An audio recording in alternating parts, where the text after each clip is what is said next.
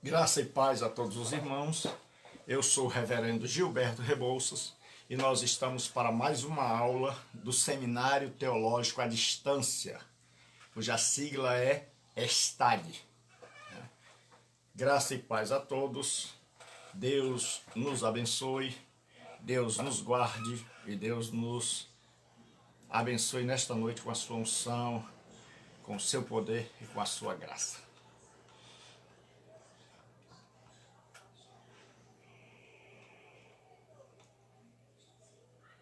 Nós vamos abrir as nossas Bíblias hoje no texto de 2 Coríntios 4:4.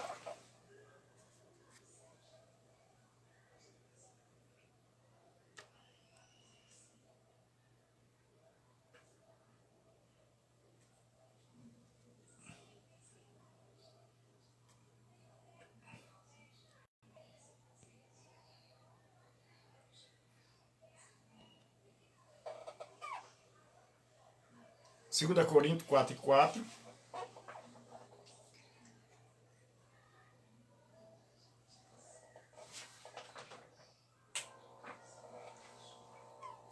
Nós vamos começar a nossa aula de hoje. Pai do Senhor, pastor Reginaldo, Deus abençoe o povo aí. Deus abençoe sua vida.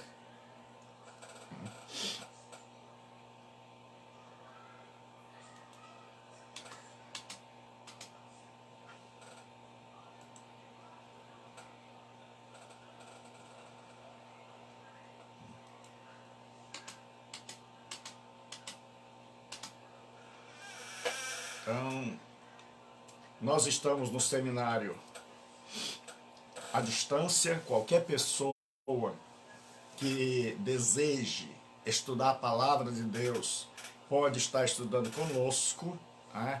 No seminário à distância. Eu sou o reverendo pastor Gilberto Rebouças. E Deus tocou no Robson, Deus te abençoe, vou te dar um abraço, se Deus quiser, muito forte, muita saudade. Abraço para você e para a irmã Jaque, muito, muito querida, muito amada.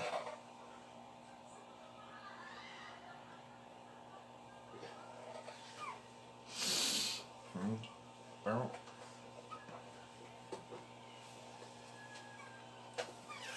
nós temos esse seminário, é um seminário para pessoas que desejam aprender de Deus. Deus abençoe a Maísa, grande Maísa, é crente. Então, eu já tenho um carinho todo especial por cada um de vocês, é muito bom estar com vocês aqui. E esse seminário, ele tem uma carga horária excelente, são quase 3.000 horas aulas no curso, um período de aproximadamente 4 anos. Um curso à distância, onde você pode fazer sem sair de casa e você pode fazer os seus horários para estudar.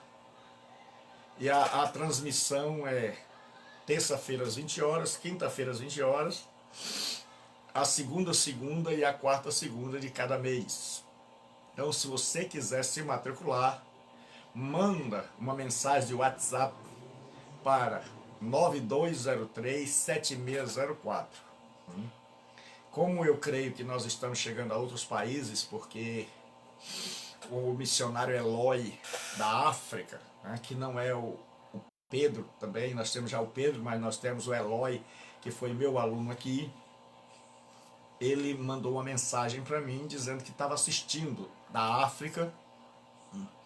Então o telefone é 5585, que é o código 55 é do Brasil, 85 é o código de Fortaleza, 9, e eu sugiro a cada aluno que coloque diante do seu celular, na frente do número, o número 9.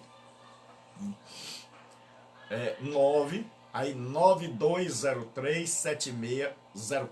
9203-7604. E eu queria pedir ao meu obreiro Ian, né, que colocasse aí mais 5585, né, 99203. E Ian, eu quero agradecer por toda a sua ajuda, não só a sua, mas a do Fabiano, de todos os irmãos que têm nos ajudado nessa longa tarefa.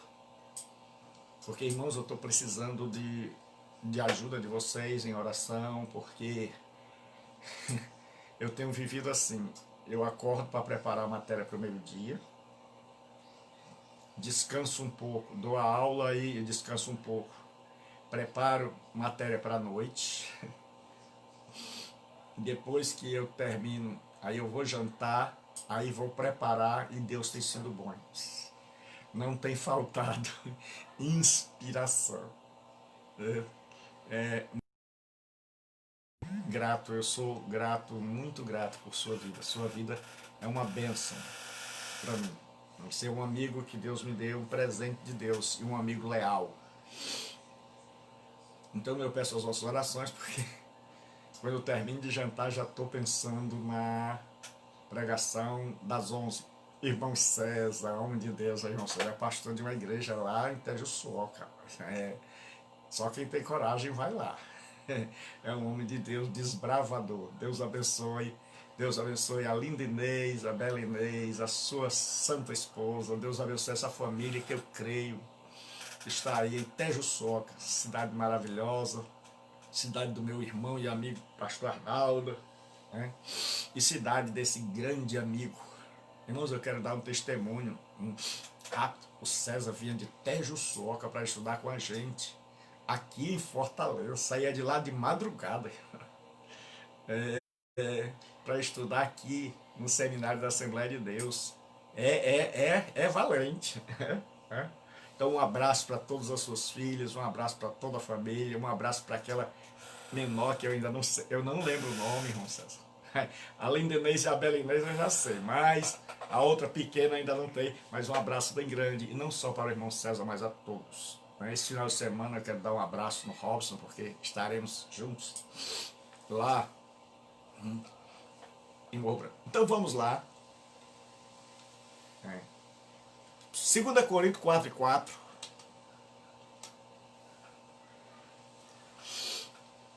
Diz assim a palavra de Deus: nos quais o Deus deste século cegou o entendimento dos incrédulos, para que não lhes resplandeça a luz do evangelho da glória de Cristo, o qual é a imagem de Deus.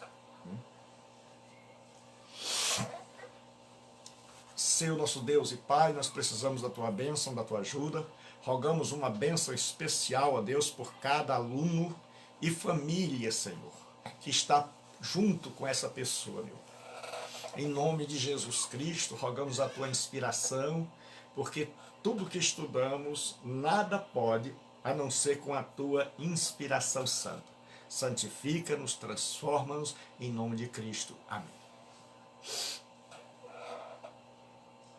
Abigail, um abraço bem grande, Abigail, você é uma bênção do céu, um beijo do tio, um abraço bem grande, Deus te abençoe. Eu quero agora aqui fazer uma homenagem a Abigail, Deus abençoe, Abigail, um abraço bem grande, do tio pastor, um abraço bem grande. A irmã, olha a irmã, oh glória a Deus, essa irmã é uma bênção, mas, direto da Parnaíba. Um abraço para o bispo Edmar, um homem que tem sido humilde, mandado os seus obreiros estudarem. Deus abençoe, que Deus levante homens como o bispo Edmar. Então vamos lá. Nos quais o Deus deste século cegou o entendimento dos incrédulos, para que não lhes resplandeça a luz do evangelho da glória de Deus, de Cristo, qual é a imagem de Deus.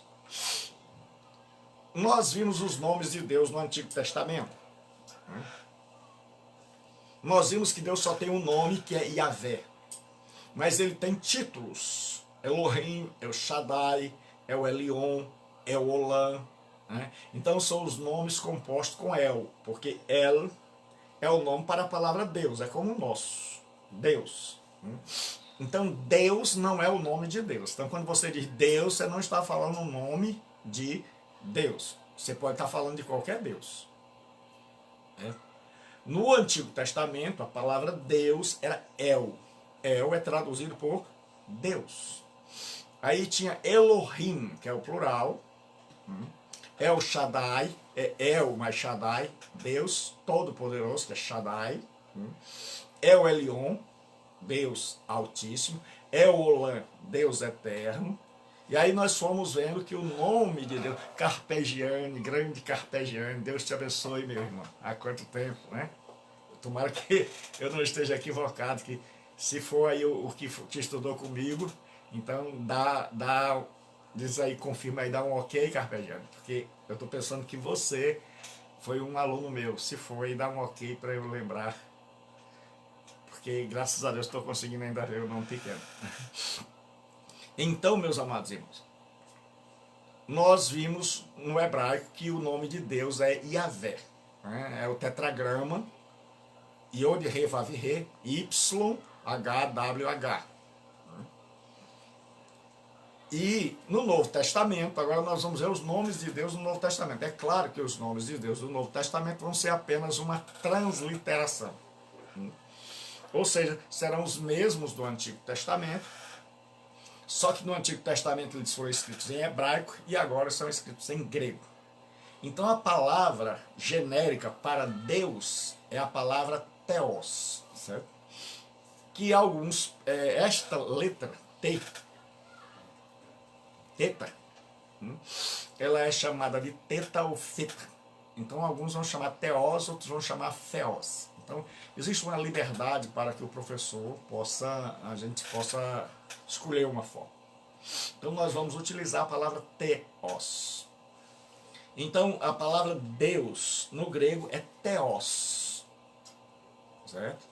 Era um termo genérico. Então quando eles pegavam El no Antigo Testamento e eles iam escrever no Novo, eles não escreviam mais El, mas escreviam Theos.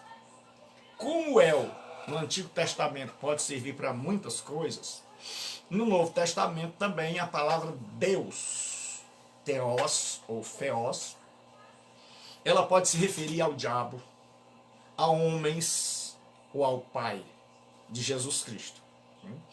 Então, como é que a gente vai saber? Pelo contexto. Então, em primeiro lugar aqui eu botei Theos como diabo. Diz assim, nos quais o Deus deste século. Quem é o Deus deste século? O Deus desta era é o diabo. Aqui a palavra é Deus. E no grego não tem essa história de com letra maiúscula e com letra minúscula. E pastor, como é que a gente resolve isso? Como é que a gente sabe? Pelo contexto.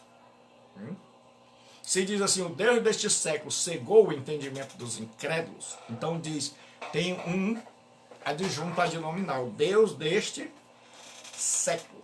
Né? Então não é o Deus eterno, é o Deus deste mundo, é o Deus que este mundo adora. Esse texto me deixou no tempo de novo convertido, atribulado.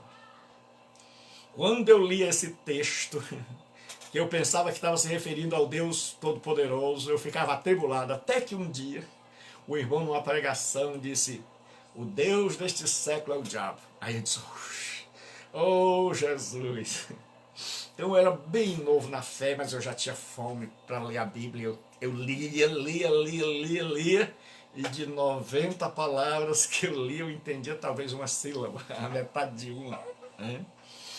Então aqui a palavra é Theos, é Deus. E como é que a gente sabe que é o diabo? Pelo contexto, certo? Mas vocês lembram que eu disse a vocês que no Antigo Testamento os juízes eram chamados de deuses. No Salmo 82, o salmista mostra Deus falando com os juízes e disse, vós sois deuses. Porque os juízes tinham poder para julgar. Esse mesmo salmo vai ser traduzido, né, no Novo Testamento por João 10:34 e vai ser chamado de Theos. Respondeu-lhe Jesus, não está escrito na vossa lei, eu disse, sois deuses? Então Jesus está falando lá do Salmo, quando Deus diz aos juízes que eles eram deuses. Deuses não no sentido de serem divindades, mas no sentido de terem poder para julgar o seu semelhante, que é um atributo de Deus. Então, essa palavra Deus pode se referir ao diabo, pode se referir a um homem, mas na grande maioria do Novo Testamento se refere a Deus. E é tanto que os tradutores, quando vão traduzir, colocam em letra maiúscula, para que a gente saiba que está se referindo. Quando você vê aqui no capítulo 4, versículo 4 de 2 Coríntios, assim, o Deus desse século, minúsculo. Quando você vê que vós sois deuses, tanto é plural como é minúsculo. Mas quando você pega João 3,16, diz assim, porque Deus é a mesma palavra. No grego, se você pegar, não tem diferença nenhuma. Porque Deus amou o mundo de tal maneira que deu seu Filho unigênito para que todo aquele que nele crê não pereça, mas tenha a vida eterna.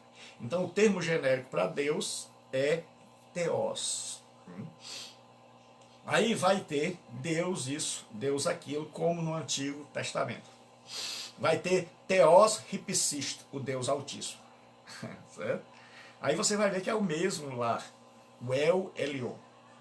Respondeu-lhe o anjo, descerá sobre ti o Espírito Santo e o poder do Altíssimo. Certo? O poder do El Elyon. Por isso é que você vai poder defender. Certo? Então, aqui é a mesma coisa do Antigo Testamento. O que aconteceu?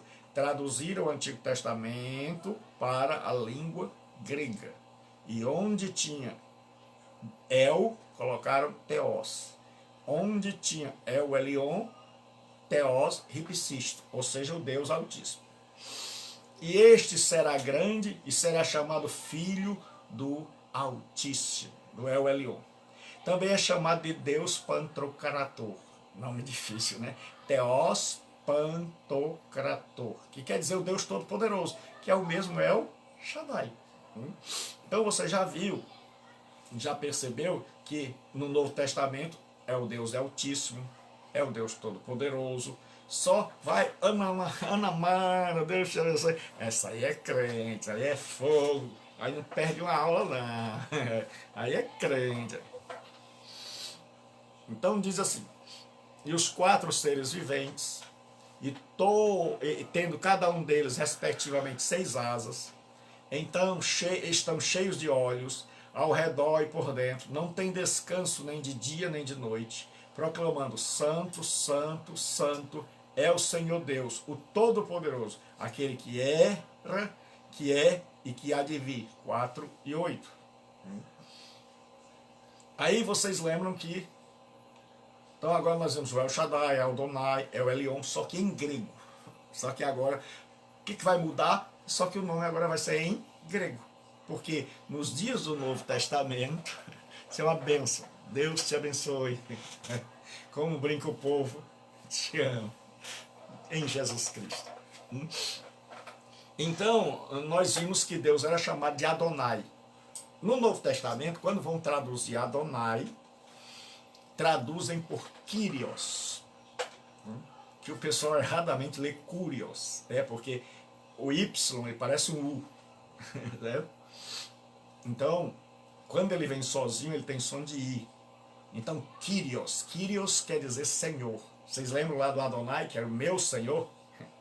Então, o judeu vai ficar mordido com os cristãos, porque os cristãos chamam Jesus de Kyrios. Aí eles entendem. Estão chamando Jesus de Adonai. Então, o que aconteceu? Vamos recapitular devagarinho. No Antigo Testamento, Deus era chamado de El Shaddai. Agora, certo? Ele é Theos Hipsisto. Então só vai mudar a língua, mas o nome vai ser o mesmo. Só que vai mudar uma coisa, é que aqueles títulos que eram aplicados ao Pai, agora vão ser aplicados também ao Filho, mostrando a divindade de Jesus Cristo. Jesus Cristo vai ser chamado de Deus. Diz assim, no princípio era o Verbo, e o Verbo estava com Deus, e o Verbo era Deus, Theos. Então, nós vamos ver que o pai é chamado de Senhor, de Kyrios. O grande problema é porque César era o Kyrios, era o Senhor do império. Então o imperador era o único chamado de Kyrios.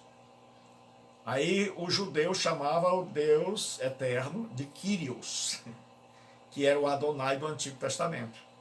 E o cristão chama o Senhor Jesus de Kyrios, Senhor. Jesus agora vai ser chamado como Senhor. E ali não é apenas como um tratamento de respeito, como nós hoje fazemos, dizendo Senhor, Senhora. Não, ali é falando da sua divindade. Então no Novo Testamento o Pai é chamado de Kyrios.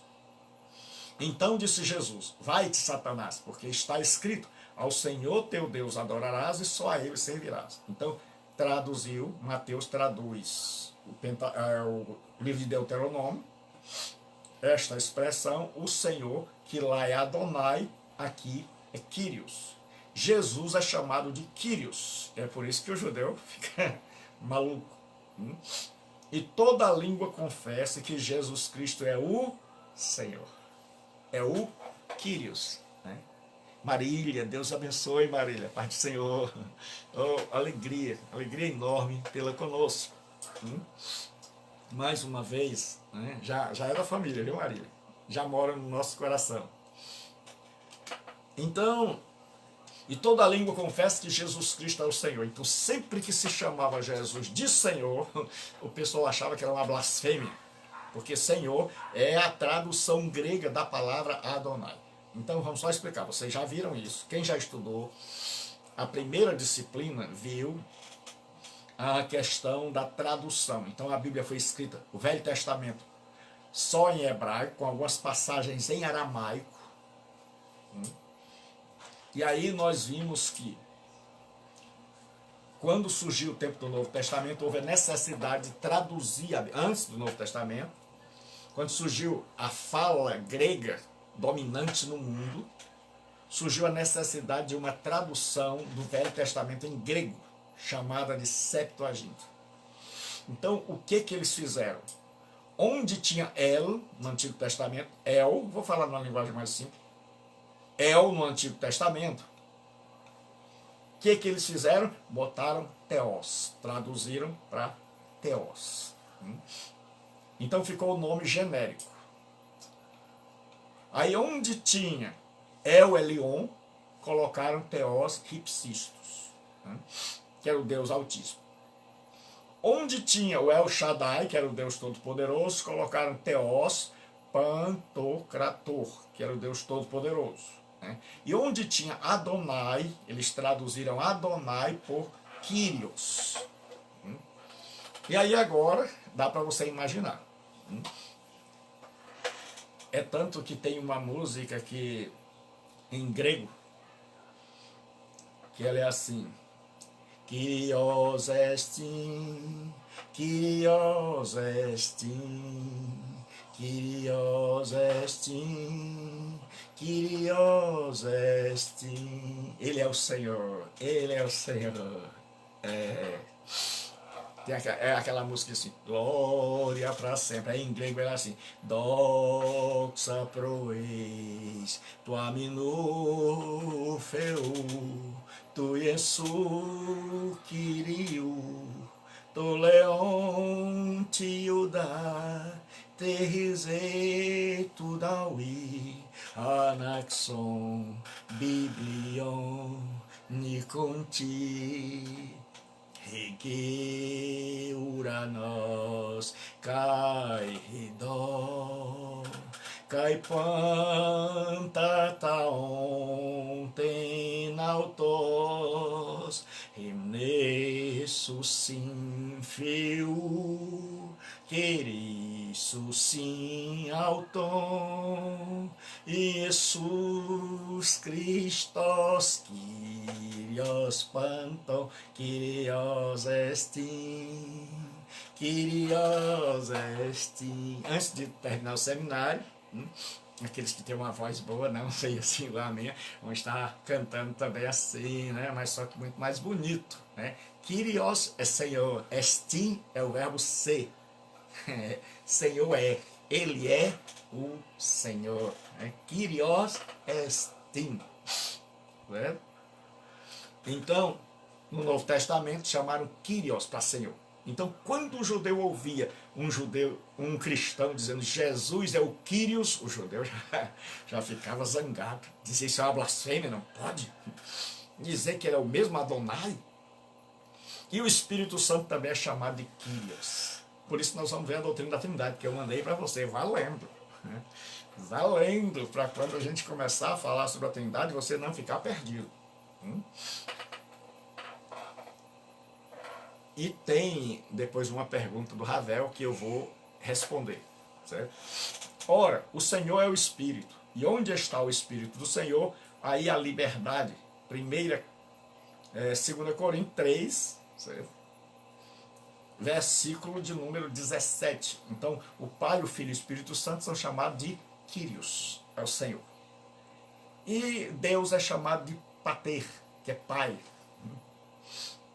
Ele é chamado Abba, Pai.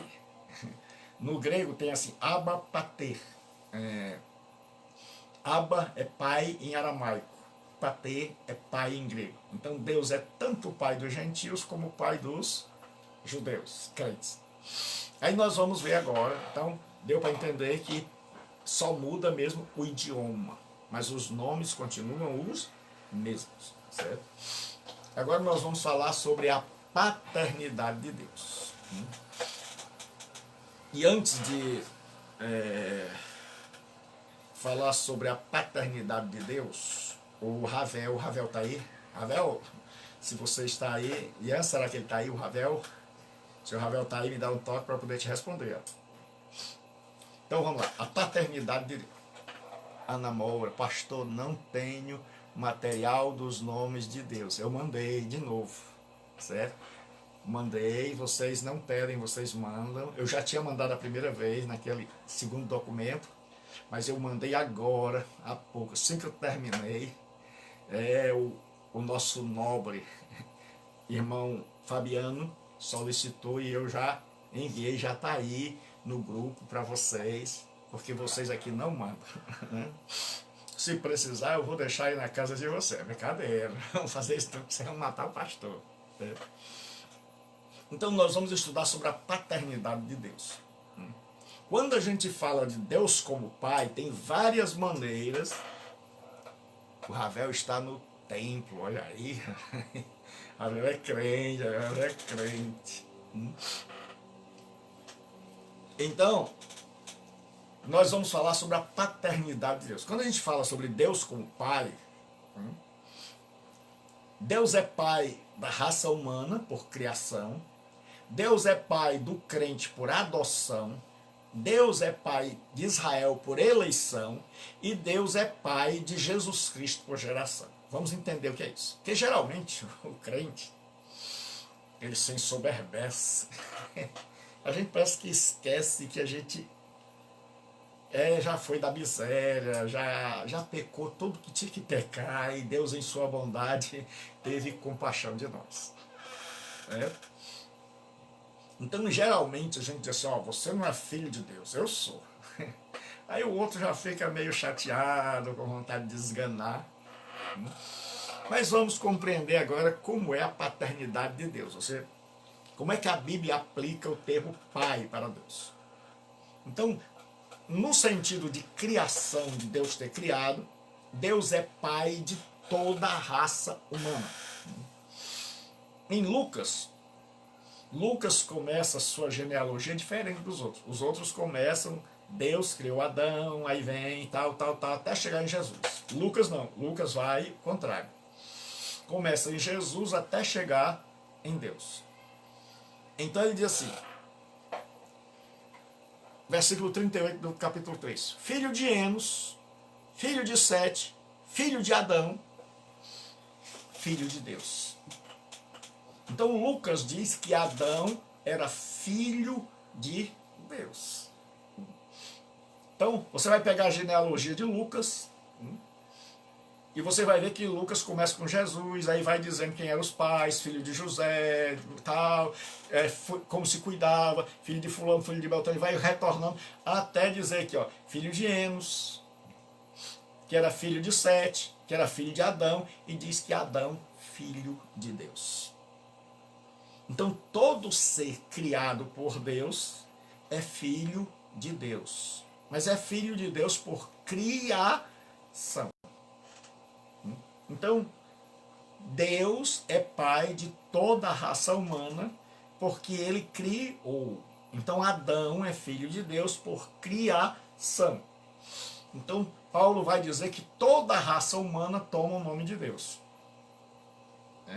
Então, porque pagão, gentio, todos eles dizem que são filhos de Deus. E o são por criação, no sentido de serem criaturas de Deus. Então, são filhos de Deus, mas filhos de Deus por criação.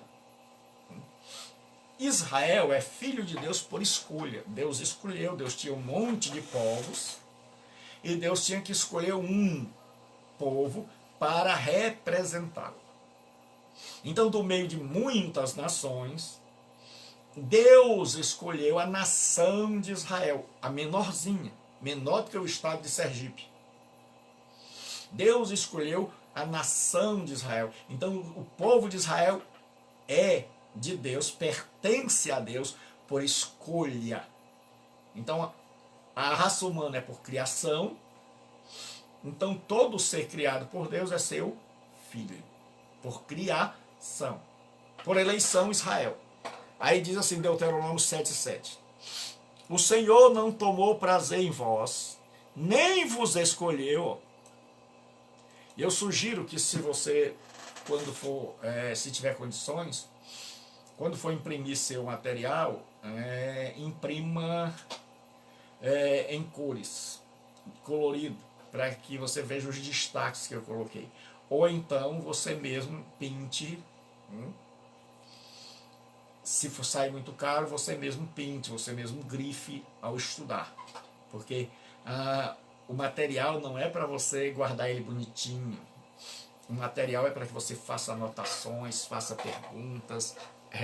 Certo? Então, antes de passar para isso aqui, eu quero responder a pergunta do Ravel, mesmo ele não estando no templo, né? Mas para que fique registrado, para que ele possa ouvir. Ele perguntou se Adão e Eva tinham alguma necessidade antes da queda. É claro que tinha. O único ser que é independente que nós vimos hoje, nós vimos nessa aula, é Deus. Nesta disciplina, nós já vimos que Deus é um ser independente. Então, o único ser que não tem necessidades é Deus. Então, Adão e Eva, Ravel, e a todos os que têm essa dúvida, eles tinham necessidade física, de sexo, né? Eles tinham relações sexuais antes da queda. A Igreja Católica erra quando acha que o pecado original foi o ato sexual. Aí é por isso que o povo julga o sexo como uma coisa do capeta. Não é. Dentro do casamento o sexo é santo. Adão e Eva. Porque Deus, quando Eva cai, Deus diz, multiplicarei. E ninguém multiplica em cima de zero. A gente só multiplica a partir de 1. Então Eva já tinha tido filhos, certo? Então é bem provável que Eva já tivesse filhos antes da queda. E como Adão caiu, todos os filhos caíram com ele, certo? Porque a cultura judaica, a tradição judaica vai dizer que Adão teve 70 e tantos filhos. Agora, por que aparece Caim, Abel? Porque na Escritura, quem tem importância aparece. Quem não faz nada de importante não aparece. É como na vida mesmo. Você quer aparecer, faça alguma coisa boa ou ruim, mas não faça ruim não, eu faça boa. Caim matou Abel, apareceu Caim. Abel morreu pela fé em Deus, apareceu, aí depois apareceu Sete. Mas isso nós vamos ver com calma em 2 disciplinas. Quando a gente vai estudando Pentateuco, que a gente foi estudar o capítulo 1 de Gênesis, capítulo 2, porque Gênesis está resumindo 2000 anos em 50 capítulos. Então o autor tem que ser bem objetivo, direto. Pá. Não dá para você resumir 2000 anos de história em 50 capítulos e você ser bem detalhista. Então ele diz, ó. Então ele diz, Caim chegou na terra de Nod e encontrou lá uma mulher. Não, ele já levou, provavelmente uma das primas, certo? E levou, porque naquela época a pessoa começava a ter filho com 300 anos. Então, quando Caim matou Abel, provavelmente Abel já tinha mais de 145 anos. Então já tinha gente na terra que não era brincadeira. Por isso vai explicar porque Caim teve medo. E pessoal, a gente lê a Bíblia assim meio bitolado, aí a gente vê os capítulos e a gente não quer estudar, aí a gente imagina, só teve Caim, só teve Abel, e não tinha mais ninguém, e de quem Caim tinha medo. É porque naquela época, certo? Os parentes, logo no começo, irmão casava com irmã. Como é que ia se multiplicar? Só tinha o irmão, né? Não casaram com a macaca. Não, nem a menina casaram com o macaquinho. Não, isso é coisa do Charles Darwin, certo? Não, eles casavam com os irmãos. Naquela época ainda não era pecado, porque não tinha uma lei restringindo isso. Tornou-se pecado quando veio a lei, né? Já tinha muita gente, então Deus disse: crescer e multiplicai-vos. Então o que acontece? Quando Caim matou Abel, já tinha muita gente no mundo, e aí Caim fica com medo porque naquela época você matava e era morto. Caim fica com medo da descendência de Abel pegá-lo, e aí por isso ele foge e leva uma moça com ele, né? E casa e constrói a cidade. Então eles tinham necessidade psicológica, eles tinham necessidade de adoração, só que eram necessidades puras em si mesmas. E foi esse o fator da tentação, que nós vamos ver lá na doutrina do pecado. Por que o diabo não pode tentar Deus? Porque Deus não tem necessidade. Porque Deus é independente. E por que o diabo pode tentar Adão e Eva? Porque eles tinham necessidade. Eles tinham necessidade de conhecimento. Aí o diabo foi lá e disse: ó, se você comer, você vai aprender. Porque é assim. A gente quer aprender num passe de mágica. Cuidado, que o diabo pega. Certo?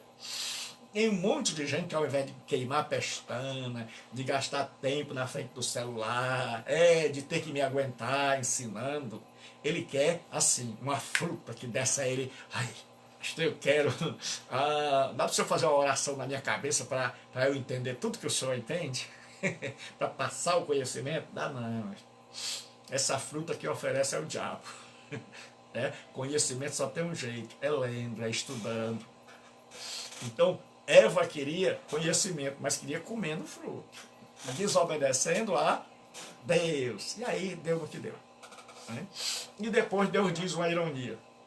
O Pai, o Filho, o Espírito Santo. O Pai diz: olha, Adão nu, e o Pai do homem agora se tornou como um de nós. Capítulo 3, 21. Então, o homem tinha necessidade de conhecimento, e o diabo foi lá e disse: você quer conhecer? Quer ser igual a Deus no conhecimento? Quero.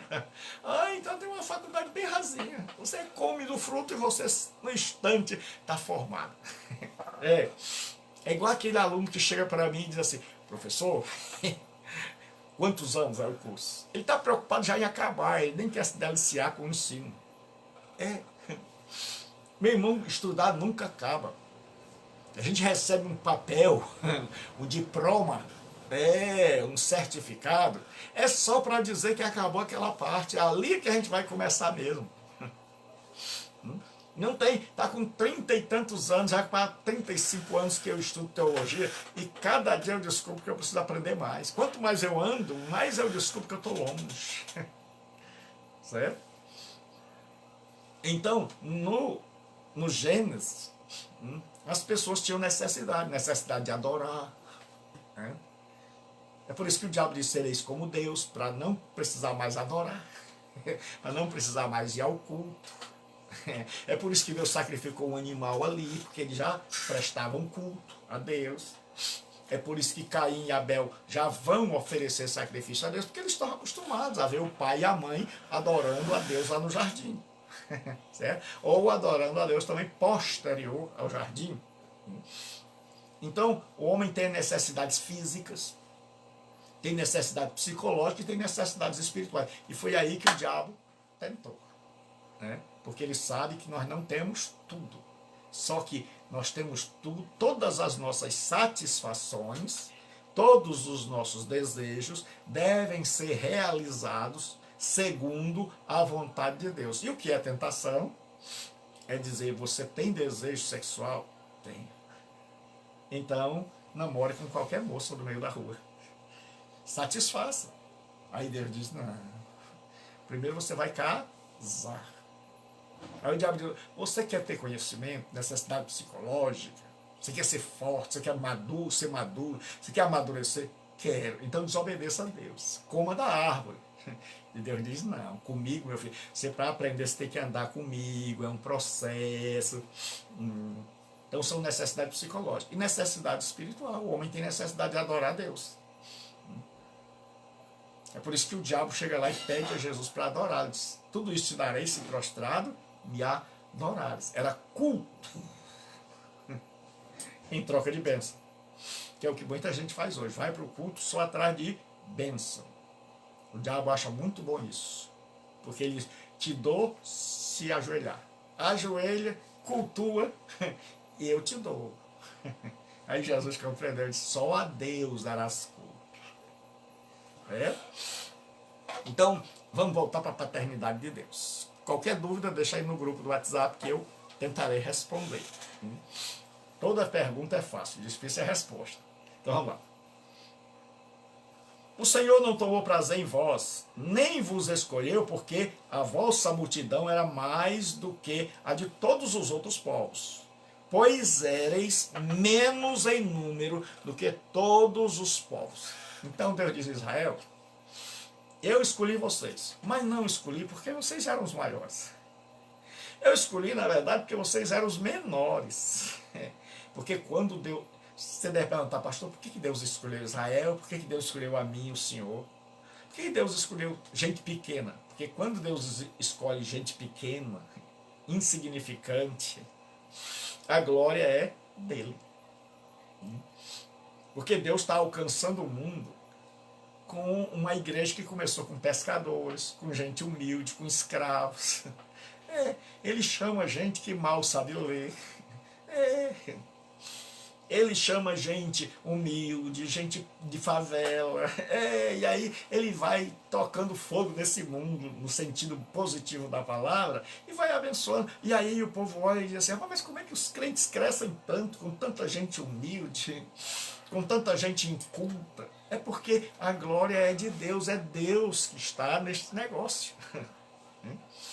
Deus é pai de Israel por eleição, ele diz, eu vos escolhi. Então dirás a Faraó, assim diz o Senhor, Israel é meu filho. Israel é meu filho. Então, Israel é filho de Deus por eleição.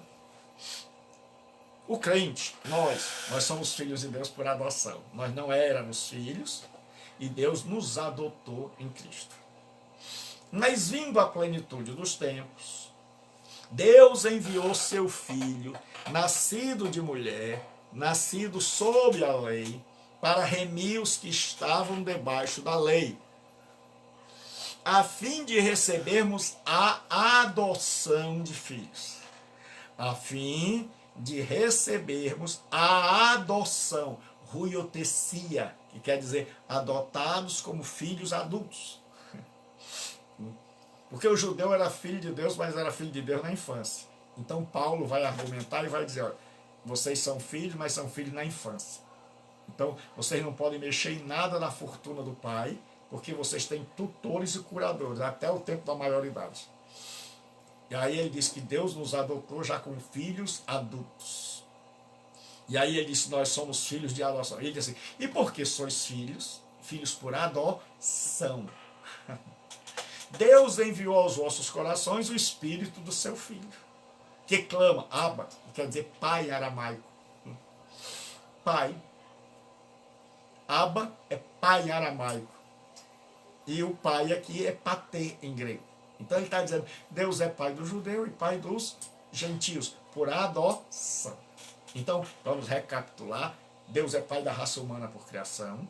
é pai de Israel por escolha, por eleição. Deus tinha que escolher uma nação, escolheu Israel, então ele se tornou pai desse povo, e ele diz: Israel é meu filho. E Deus é pai meu e seu por adoção, mas é pai de Jesus por geração. Porque a qual dos anjos disse jamais: tu és meu filho, hoje te gerei.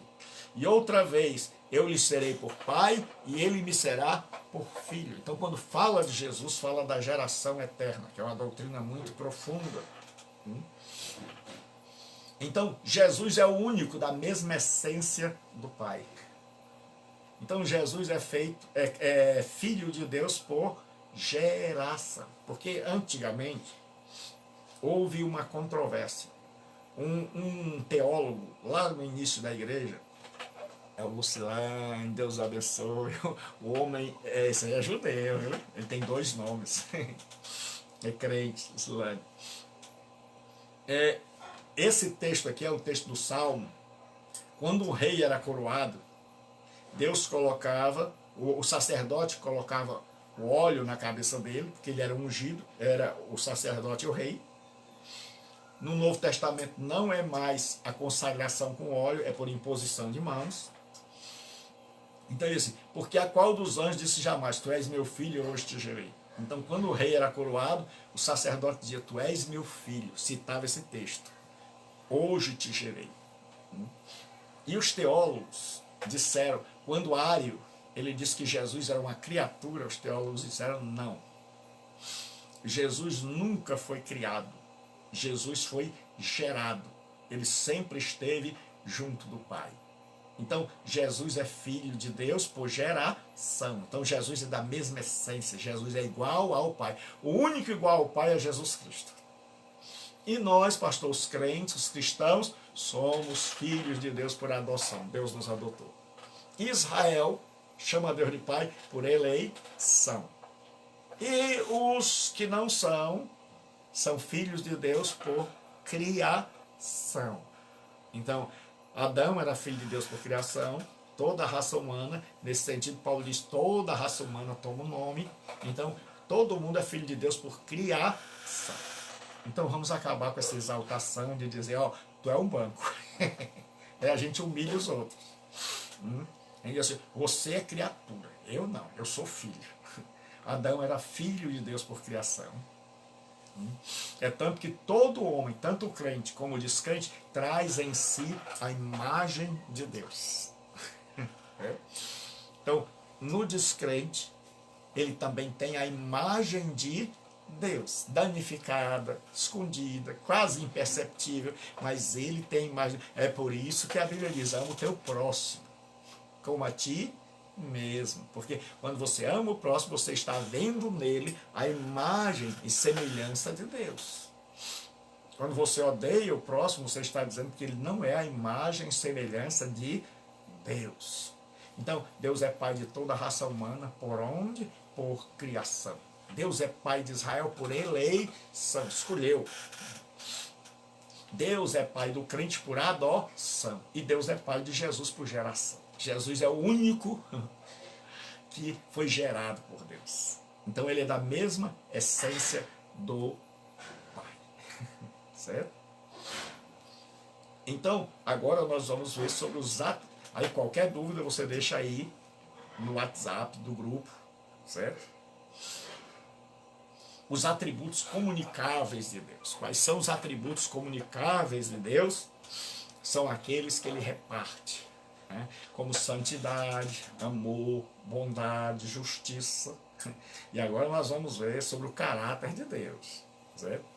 Então, sugiro que você preste bastante atenção e leia o material. Leia muito. Anote com lápis, anote de caneta, risque. Porque quando você vê um livro bem novinho, que não é arriscado, que não tem anotação, significa que a pessoa nunca estudou. Então vamos lá. Os atributos comunicáveis de Deus. Vamos começar com a santidade.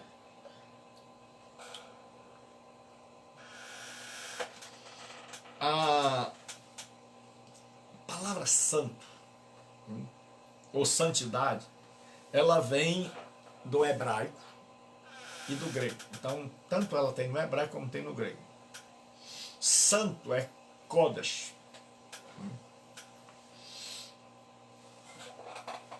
Ou Kadosh. Kadosh. E o sentido, porque tem um sentido chamado de sentido primário. E depois desse sentido primário vai tendo outros sentidos. É cortado ou separado.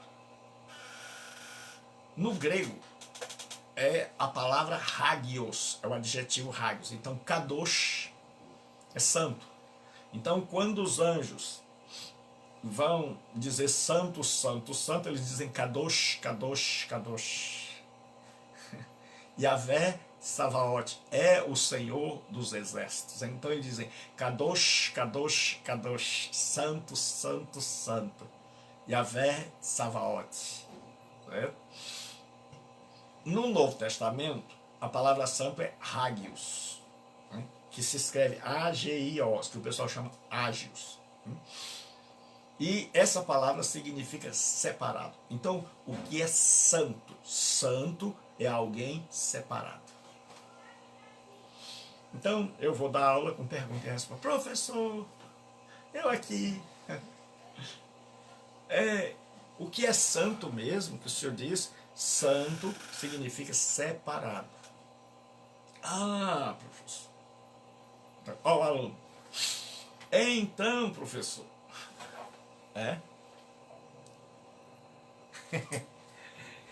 Esse é o namoro crente.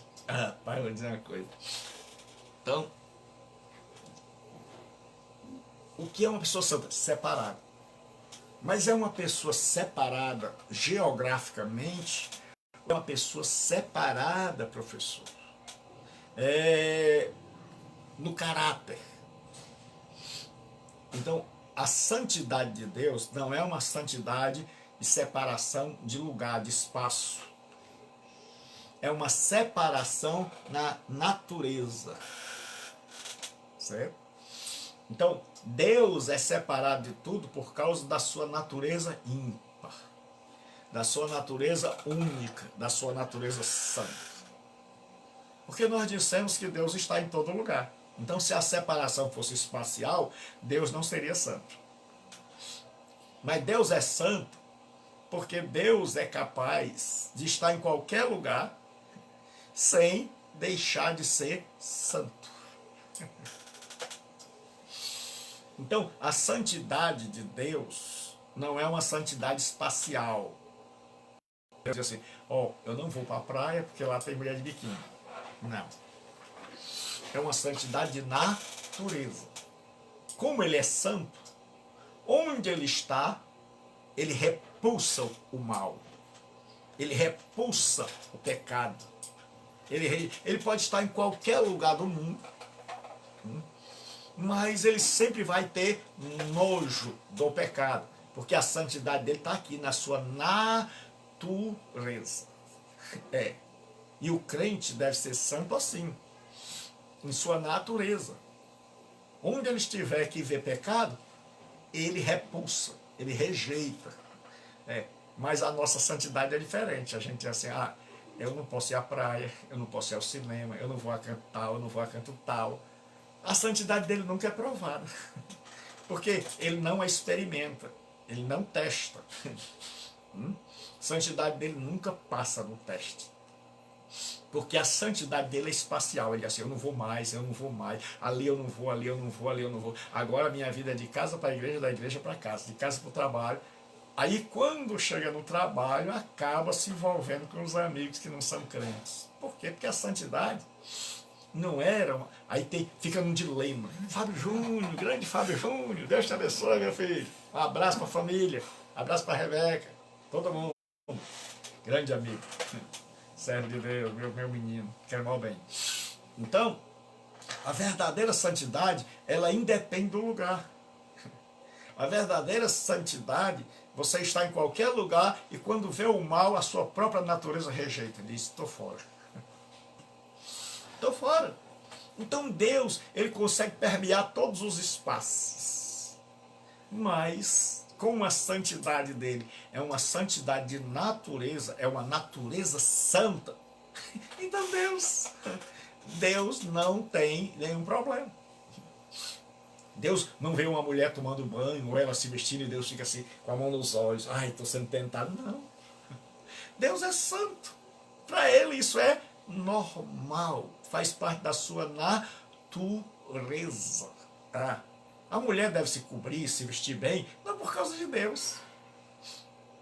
Porque Deus vê até o nosso coração, quanto mais dentro da nossa roupa. Agora, por que deve se vestir bem? Por causa do outro ser humano, que é pecador. Esse sim, esse está longe da sua santidade. Né? Então Deus é santo em sua natureza.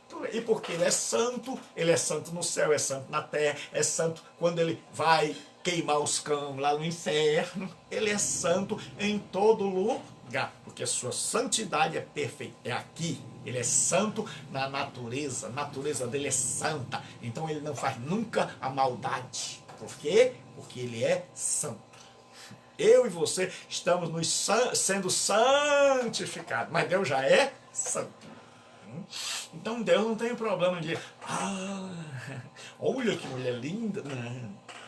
Deus não tem, casa bonita, estou desenhando. Deus não tem assim, anjo poderoso, não, eu quero aquele. Não, Deus já tem tudo. Então Deus é santo em natureza. O grande problema nosso é porque a nossa santidade, a gente quer ser uma santidade escondida, a santidade da caverna. A gente quer ser santo igual a Elias, lá escondido dentro da caverna esperando Deus passar para conversar com Deus. E Deus chega e diz: o que é que tu está fazendo aqui, Elias? A gente é santo dentro do templo. A gente agora vai, mas o verdadeiro santo é Deus. Porque ele é santo em sua natureza. Então ele é separado. Mas ele é separado em quê? Ele é separado na sua natureza. Onde Deus está, você vê. Deus é santo, o mundo é pecador. Onde Deus está presente, Deus chega lá no Monte Sinai, aí Deus diz: Moisés, tira a sandália dos teus pés, porque o lugar em que tu pisa é terra santa. Por que é santo? Porque o santo estava ali. Né? Então a ideia de separado, mas é separado por natureza. Assim como, por exemplo, o porco e a ovelha. A natureza do porco é a lama, mas a natureza da ovelha não. A ovelha não vai para lama, porque são naturezas diferentes. Então Deus tem uma natureza diferente, a natureza dele é santa. A nossa não é tão santa, está sendo santificada. Então, definição. A santidade de Deus significa que ele é totalmente, inteiramente separado de toda a criação do mal. Então, quando você coloca Deus perto de alguém, esse alguém já se sente sujo. Por isso, quanto mais perto de Deus você chega, mais ruim você se acha. Vou repetir. Deixa eu tomar até um pouco d'água. Quanto mais perto de Deus nós chegamos, mais sujo nós nos sentimos. Porque eu estou aqui longe da luz. À medida em que eu vou chegando perto, você vai começar a me ver melhor. Você vai começar a me ver, porque eu estou me aproximando da luz. Assim, à medida em que você está longe de Deus, você não se vê. Aí você se acha o máximo. Você não está vendo a sujeira. Mas aí você vai se aproximando de Deus, devagarinho, e Deus vai resplandecendo a luz que está aqui sobre você. Você começa a se ver, aí pronto, dá uma crise. É por isso que tem gente que vai para a igreja e pira, endoida. E se você não tiver um pastor para lhe orientar, para te orientar, pira. Que a pessoa começa a se sentir horrível. A pessoa começa a se sentir ruim. Que onde Deus está, meu, se Deus está perto de você, você olha, faz como Pedro: afasta-te, Senhor. Eu sou um pecador, não dá para a gente andar no mesmo barco. Então não se assuste. Quanto mais você estudar, quanto mais você orar, quanto mais você se aproximar de Deus, pior você vai se sentir. Paulo chega no começo do ministério dele assim: em nada fui inferior aos mais excelentes apóstolos. Aí Paulo vai amadurecendo. Ele diz a mim que nem sou digno de ser chamado apóstolo. Aí ele amadurece um pouco mais. Ele diz a mim o menor de todos os santos. Aí ele amadurece mais, aí ele já está velho e diz assim, a mim o principal dos pecadores. Veja que ele vai descendo. Então, à medida em que você vai se aproximando de Deus, você, ao invés de se exaltar, quando você vê um cristão exaltado, todo inchado, parecendo um cururu de Jesus, ou um baiacu de Jesus, ele não conheceu a Deus. Verdadeiro homem que está perto de Deus é bem murchinho. Eu sou pecador, sou desgraçado. Cada dia ele se sente mais ruim, cada dia ele se sente mais mal. Ele descobre tudo que a mamãe disse a meu respeito, que eu era um menino tão bom. Ah, esse menino tão bom. Aí a gente descobre, era não. Então a gente começa a descobrir que a gente sempre foi ruim e que quem nos alcançou foi a bondade de Deus. E pastor, por que eu estou me sentindo tão ruim? Porque a santidade de Deus está ali. E aí você está começando a olhar para a santidade de Deus e se ver, porque Deus é como um espelho. Então, Deus aparece para mim e para você, eu e você vamos crescendo, a gente vai amadurecendo, a gente vai melhorando. Pode olhar, depois que você começou a fazer esse seminário, você já começou a se sentir ruim. Você começa a dizer assim, rapaz, eu não presto para nada não. Aí chega um momento que você vai dizer assim, Deus, como é que o Senhor me escolheu? Deus, eu não presto para nada, Deus. Aí é que você vai dizer, foi graça. É aquele hino que eu coloco no começo do culto. Foi graça, irmão, poderosa e doce graça. Que a gente descobre que a gente é ruim. Por quê? Por causa da santidade de Deus. Então, quem está perto de Deus, se acha ruim. Você quer saber se uma pessoa está perto de Deus, ela se acha horrível. E você diz, mas rapaz, você ora, você busca a Deus, você estuda, você não vive em pecado, porque tem gente que está ruim porque vive em pecado. Mas quando você percebe alguém que se procura, que é sincera, que procura buscar a Deus, que está ali, mas mesmo assim continua se achando ruim, é porque Deus está perto dela. Certo? É porque Deus está perto de você. Aí você diz, comparado com meu pai, eu não sou nada. Então é longe. Aí isso é sinal da presença de Deus. Quando você vê o cara dono da situação, todo estufado, por que o diabo é diabo e por que o pecado dele foi o orgulho? Porque separou-se de Deus. Por isso ele é orgulhoso. Porque está longe de Deus.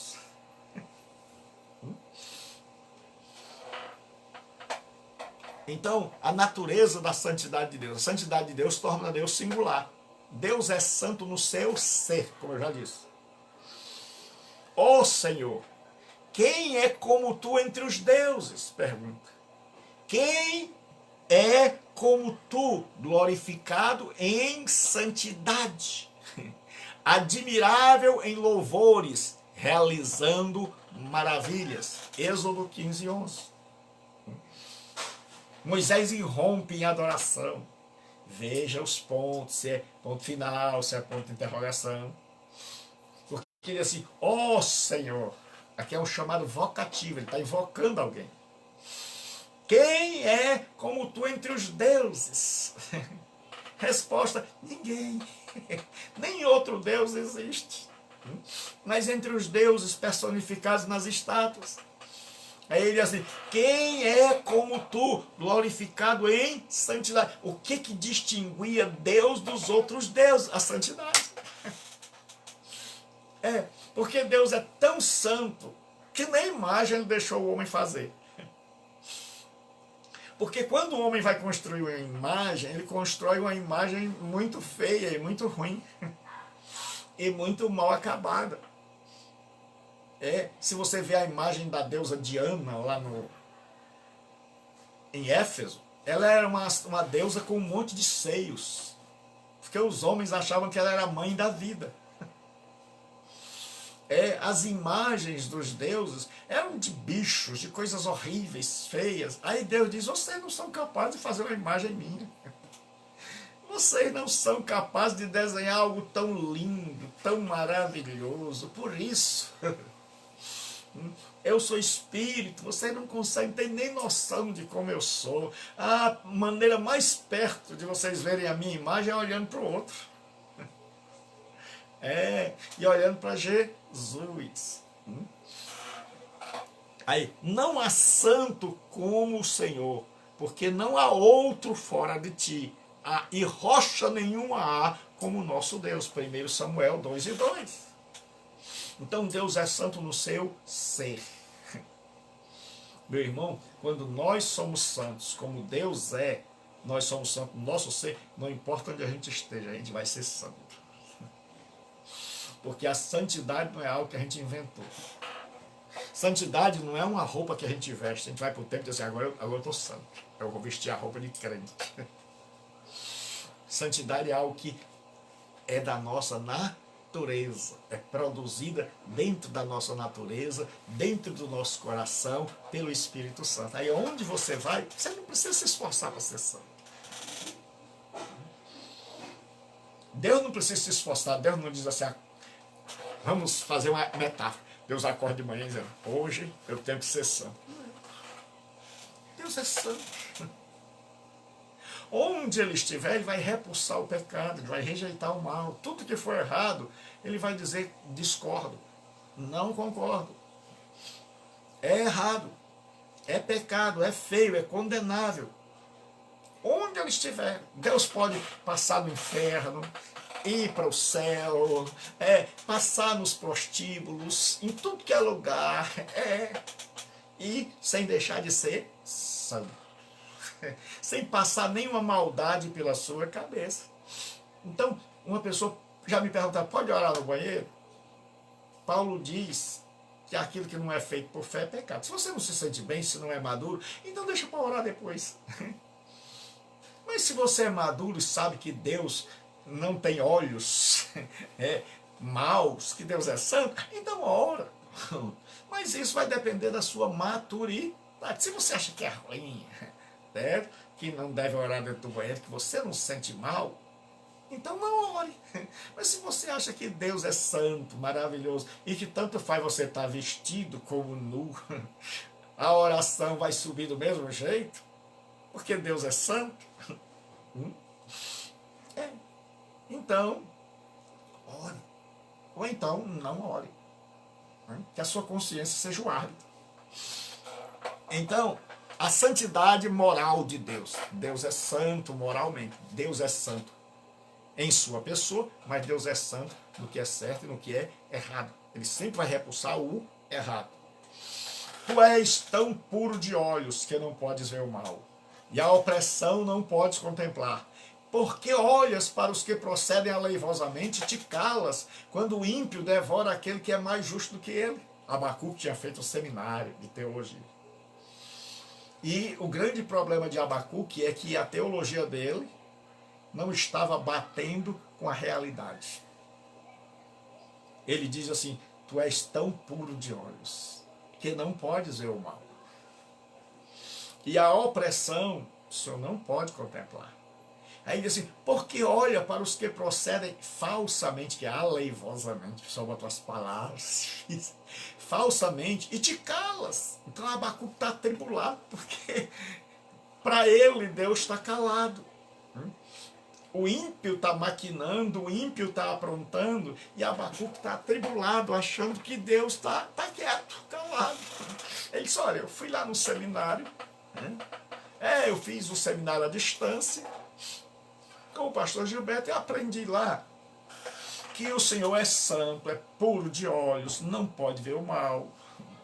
A opressão, um grande oprimindo o pequeno, o Senhor não tolera, mas Deus, eu estou vendo aqui na minha realidade outra coisa. Porque muitas vezes você vai aprender uma coisa na teologia e a realidade vai ser outra. Porque a gente vê que Deus é puro, Deus é santo, mas a gente vê assim, rapaz, e Deus está em todo canto. Então por que todo mundo não é santo? Certo? Porque Deus, o mundo que nós estamos não é o mundo perfeito. Não é o mundo idealizado por Deus. O mundo de Deus era até a queda. Na queda começou o mundo dos homens. E aí o mundo dos homens é esse mundo que está aí. Aí Deus interviu na história, podia ter deixado de dizer assim, vou abandonar vocês. Dê o jeito de vocês, façam o mundo de vocês. Mas Deus disse, não. Se eu deixar esse povo aí, o mundo deles, está aí a prova. Aí Deus chega e diz, eu vou criar uma nova sociedade. Jesus vai ser o primeiro dessa nova sociedade, o primogênito dos mortos, o primeiro ser gerado pelo Espírito Santo, e ele vai ter muitos ao redor dele, e eu vou fazer uma nova sociedade, que é a igreja. E essa nova sociedade agora tem que andar do jeito que Deus quer, para que o mundo possa olhar e dizer, o mundo não era esse nosso não, o mundo era aquele ali, feito por Jesus Cristo, chamado igreja. Mas se a igreja fracassar, o mundo vai dizer, foram igual a nós, são igual a nós e querem mudar. Querem que a gente passe para lá, se não há nenhuma diferença. Se os mesmos sonhos deles são os nossos. Deu para entender? Então, Abacuque diz, Senhor, tu és puro de olhos e não pode contemplar o mal. Aí é que Deus vai responder a Abacuque, Deus diz, Abacuque, deixa, fique tranquilo, vamos tomar um cafezinho, você está calmo, Abacuque, quer um copo d'água? Quer água com açúcar, Abacuque, você está muito nervoso? Não se preocupe não, Abacuque, que eu vou dar um jeito em todos os perversos. Aí Abacuque fica bem calminho. A importância da santidade de Deus. Nós temos ainda 15 minutos, eu vou terminar. Deus a usa para garantir a veracidade da sua palavra. Porque Deus é santo, sua palavra fiel. Não quebrarei a minha aliança, não alterarei o que saiu dos meus lábios. Uma vez que jurei pela minha santidade, que não mentirei a Davi. A sua semente durará para sempre, e o seu trono como o sol diante de mim. Quando Deus chamou, primeiro foi assim, o povo de Israel chegou para Samuel e disse, Samuel, nós queremos um rei, igual as outras nações. Veja, quando você quer ser igual ao mundo, aí o negócio desanda. Se todas as nações têm um rei, só nós que não temos. Eles não sabiam que Deus era o rei deles. Só que o rei deles era invisível. Estava sentado no trono de glória, não aqui na terra, mas queria um rei visível. Aí tinha Saul, que era pastor de jumento. Saul saiu procurando jumento. O reino caiu no colo dele. Samuel ungiu Saul. Foi um verdadeiro desastre.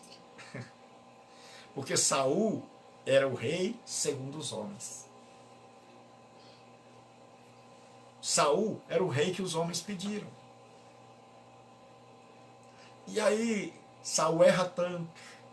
E Deus chega um momento de Saul, não dá mais. Minha paciência com você esgotou. Eu achei a Davi segundo o meu coração.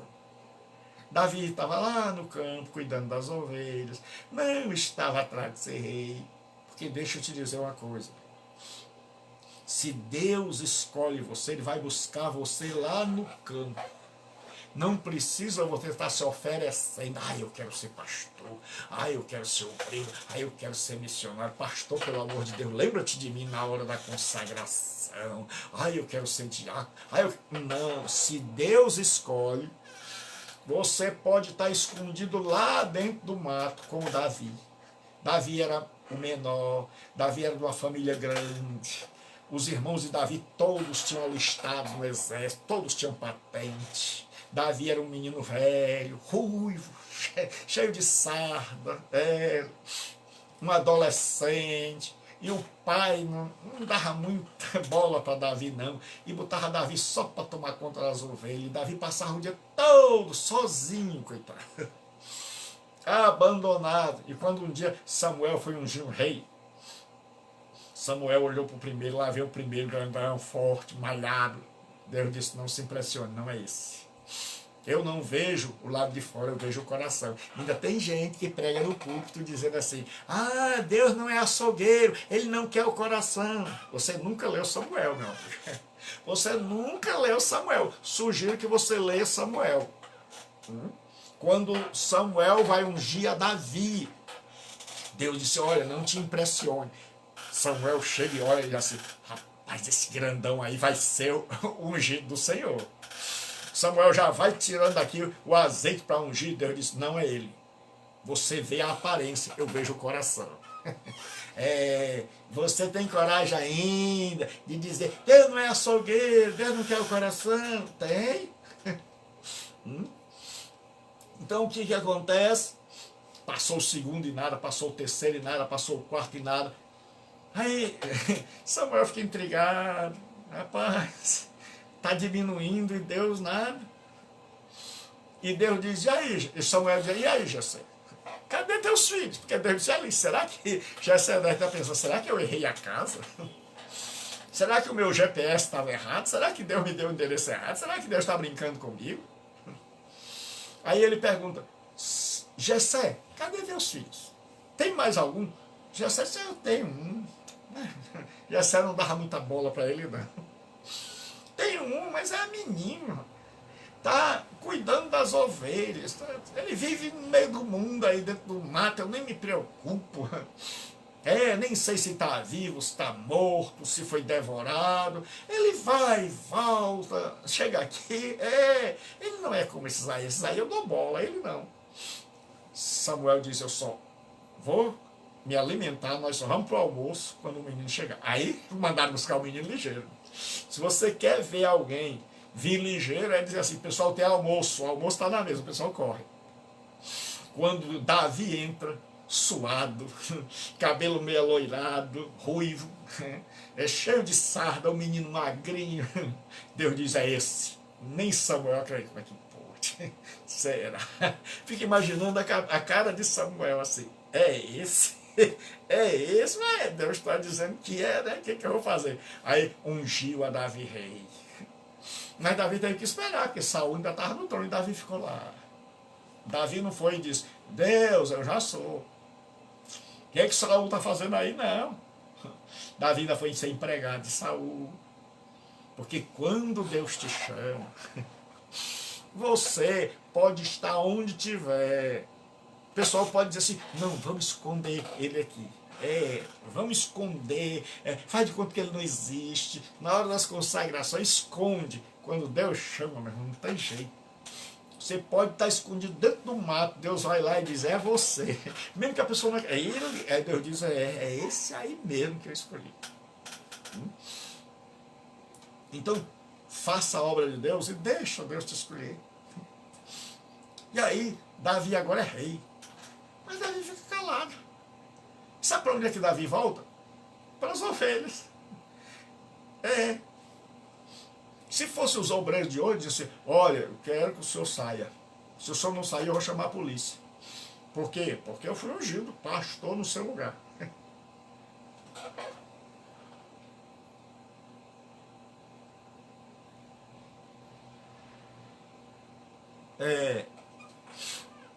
Porque tem alguns que acham que Davi, quando Davi disse, eis que eu nasci em iniquidade e em pecados me concebeu minha mãe, eles interpretam literalmente que Davi era um filho bastardo, que a mãe de Davi tinha tido Davi com outro homem,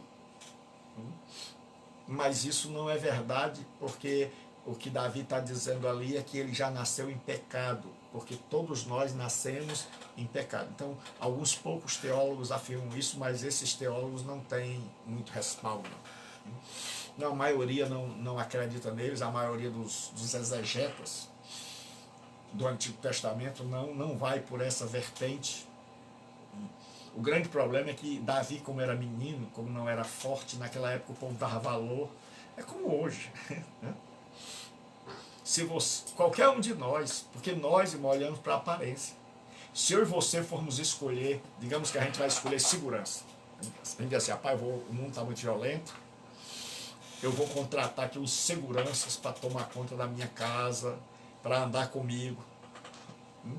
Aí entra um cara bem grandão, de quase 2 metros de altura, e entra um magrinho. Ah, você diz assim, está contratado o grandão, você não vai contratar o magrinho pequenininho. Assim era nos dias de Samuel. Samuel olha, vê um homem zarrão, forte, primeiro filho. Samuel disse, é esse. Cheguei, está aí o rei. Ele olha para o tamanho. Mas quando ele olha para Davi, aí Deus diz, achei a Davi segundo o meu coração. Porque Saul era segundo o coração do povo. Davi, apesar dos seus defeitos, era o escolhido de Deus. E o que importa não é a nossa estatura, não é a nossa grandeza, não é o nosso conhecimento. O que importa é se Deus nos chamou. É porque se Deus nos chamou, mais cedo ou mais tarde nós vamos chegar onde Ele quer. Se Deus não chamou, não adianta você tentar querer ser, porque você pode até chegar a ser, mas vai ser um fracasso. Se Deus chama você, Ele faz igual a Davi. Ele vai buscar na casa, o pessoal esconde, tem vergonha, mas Deus diz, eu quero ele. Ou você acha que Deus não sabe onde você está? Então, quando você tem um chamado, faça. Davi foi ungido rei, terminou o almoço, terminei. Pai, sua bênção. Oh, profeta Samuel, ore por mim, Deus o abençoe, Pai do Senhor. Para onde você vai, Davi? Eu vou tomar conta das ovelhas, eu vou continuar no meu. Era um rei com coração de pastor. Era um rei segundo o coração de Deus. Ele não se exaltou, porque agora ele era rei. Aí um dia disseram, Davi, Saul está encapetado. Saul está surtando. Tem hora lá que ele fica jogando dardo em todo mundo, ele enlouquece. E aí ele está mandando pedir um tocador de harpa, alguém que seja um músico, crente. E quando o espírito maligno se apossava de Saul, Davi começava a tocar e o espírito imundo ia embora. Porque Deus era com Davi. Mas Davi podia muito bem dizer, eu vou lá tomar conta daquele impostor, está no meu canto, eu é que sou rei. Davi era humilde, eu vou trabalhar para ele. E Saul queria jogar um dardo, jogou uma lança em Davi, queria cravar Davi na parede, Davi se afastou. Podia muito bem dizer, eu é que sou rei, você não é. Eu fui ungido lá em casa. Mas não. Ele esperou a hora de Deus. Esperou a hora, teve a oportunidade de matar Saul. Ele entrou numa caverna e a Bíblia Sagrada diz que Saul estava lá. E a Bíblia diz que Saul cobriu os pés. Cobrir os pés naquela época era se abaixar, se acocorar, para fazer necessidade fisiológica. Saul está dentro de uma caverna, usando a caverna como banheiro. Aí quando ele se abaixa, o vestidão cobre os pés. Aí a Bíblia diz, cobriu os seus pés. Significa que ele está fazendo necessidade fisiológica. Davi podia ter matado. Davi estava lá no fundo da caverna. Dentro do banheiro. Já imaginou a morte de Saul? Seria a maior vergonha. Davi matar Saul com as calças na mão. Mas Davi disse, eu não vou tocar nele. Ele é ungido do Senhor. Deus que resolva com ele. E aí Davi vai embora. Outra vez Davi corta um pedaço do vestido e vai embora. Aí quando Saul está perseguindo, Davi diz, ó meu senhor, o senhor conhece esse pedaço de tecido aqui? Ele olha, eu tive a oportunidade de matar o senhor, mas não matei. Eu sou crente. Então, espere em Deus. Deus abençoe. Fique com Deus. Estude o material e cresça. E saiba de uma coisa. Se Deus chama, a hora a gente tem que esperar. E a hora chega. Deus te abençoe. Tenha uma boa noite. E ore por mim. Deus abençoe. Amanhã, ao meio-dia, nós estamos com uma live imperdível. Sobre o cristão versus o mundo, a carne e o diabo. Aqui pelo Facebook. E deixa teu testemunho. Eu queria pedir a você, antes de terminar essa aula, que você deixe seu testemunho aí de quanto esse seminário tem sido importante para você e como a sua vida tem mudado através desse seminário, para que a gente possa usar para chamar outras pessoas para fazerem o seminário. Então eu quero pedir a você que deixe aí embaixo, onde tem salvo esta aula, que você deixe aí embaixo o seu testemunho, dizendo assim, olha, depois que eu comecei a estudar aqui nesse seminário, porque o que faz um seminário é o testemunho dos alunos. O que faz qualquer escola é o testemunho dos alunos. Certo? Então, se você der um bom testemunho aí a respeito do seminário, muita gente vai dizer, oh, rapaz, é benção. Porque se você vê no meu Facebook, irmãos, antes de terminar, eu quero dizer para vocês uma coisa, para você não estranhar. Como é que eu resolvi? Eu estou trabalhando dia e noite para alcançar as pessoas. Principalmente não crente, porque eu estou cansado de pregar para crente. E aí o que eu fiz? Eu descobri que se eu seguir no Instagram, eu estou seguindo 5.000 e tantas pessoas. Mas eu já estou com quase 1.000 seguidores. Porque de 1.000 que eu sigo, 100 volta. No meu Facebook, eu tinha pouca gente. Eu tinha 1.000 e tanto, mas porque eram amigos.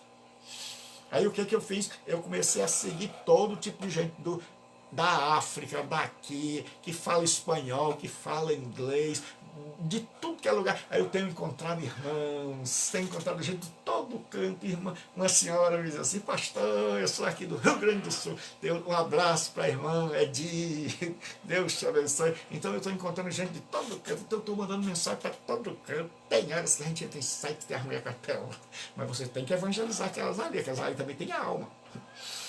Então eu estou mandando mensagem pelo Messenger, a minha conta no Twitter. Então eu estou mandando mensagem para todo mundo. Então, o que acontece? Eu descobri que à medida em que você vai seguindo as pessoas, elas voltam. Aí elas começam a ver o seu Facebook. Por isso é que eu estou transmitindo pelo Facebook aqui, porque eu estou seguindo quase 2.000 pessoas no Facebook. E eu espero que dessas 2.000, pelo menos umas 500, comecem a ver a palavra de Deus. E aí você segue, às vezes tem umas coisas assim meio bobas, mas você segue, porque o desejo é ganhar as almas. Então, me ajude, Deus abençoe, pegue essas aulas, copie, cole e mande para os seus amigos. Envia para os seus amigos e diz assim, olha aí a aula que eu estou fazendo, olha aí como é que eu estou crescendo, e traga pessoas para servirem a Deus, para aprenderem de Deus, que Deus vai abençoar a sua vida. Deus abençoe, fique com Deus, até mais tarde.